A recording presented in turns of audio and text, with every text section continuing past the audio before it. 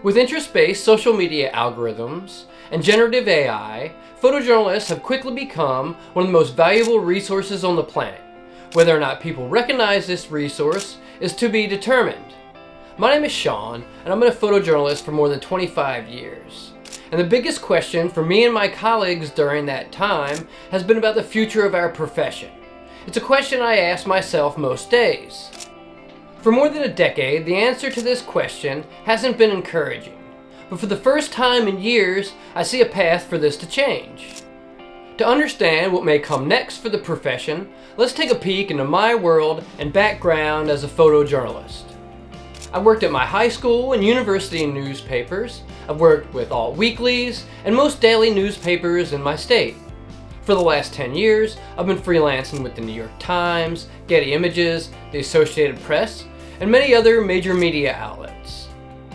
My specialty as a photojournalist, and where you're most likely to have seen my work, is with hurricane coverage.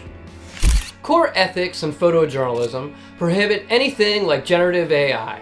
These guardrails in the profession have been in place since manipulation was taking place in the darkroom.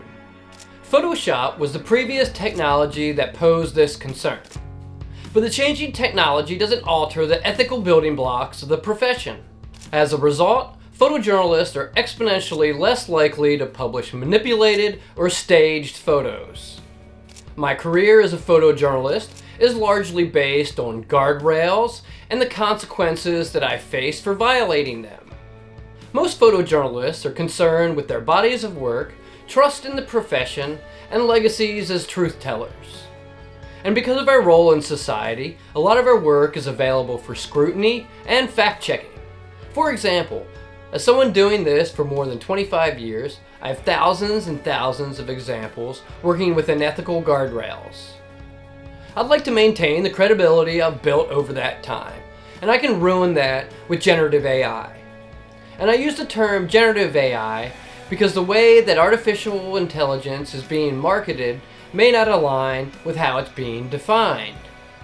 Most photojournalists get into the profession because they have an interest in experiencing and sharing something real.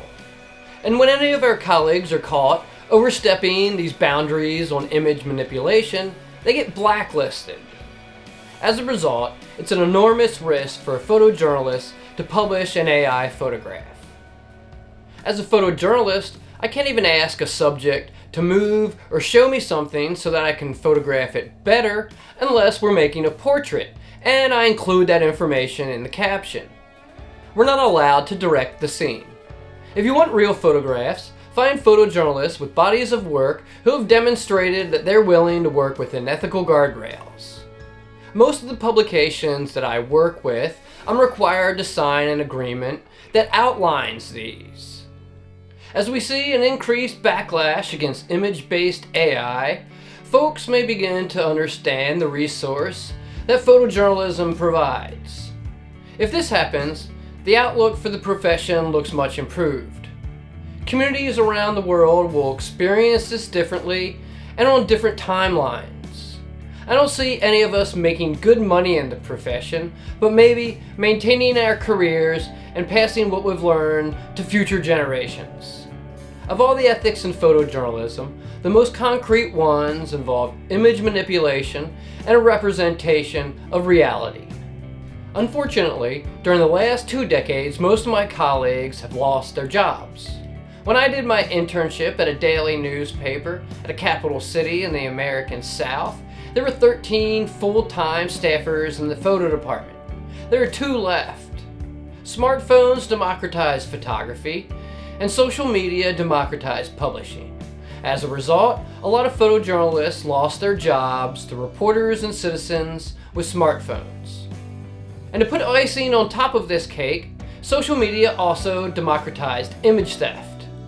To help reintroduce the world to my colleagues, I'm launching a new series on this channel. It's called Real Human Photojournalists.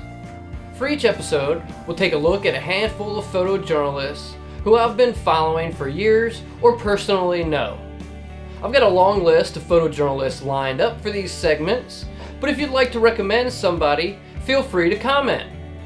And if you're still with me, we should recognize the very real possibility that the downward spiral for photojournalism continues. But I'm here for the good fight. Maybe you are too.